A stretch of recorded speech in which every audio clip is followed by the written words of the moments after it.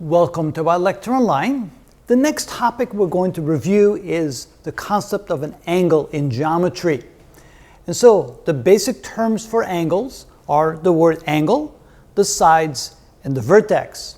Now the angle, well, the way we can define it is that it's actually constructed out of two rays having the same endpoint. So notice we have a ray from B to C and a ray from B to A. Notice that B is the endpoint for both of these two rays, and so therefore we can say that those two rays with a common endpoint form an angle. The notation of an angle is a little symbol like this, which is supposed to look like an angle, I think it does, and then we note the 3 points. One of the 3 points, the one in the middle, is the endpoint, and the other 2 points are a point on each of the two rays. So we can write it as ABC or CBA. Either way, we're talking about the exact same angle.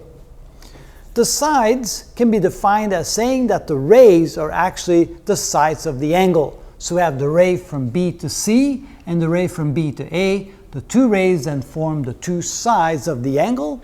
And finally, the vertex, which is the point where both of the rays come together, or you can say the vertex is the common endpoint of the two rays. So that's the basic terminology we use for the concept of an angle.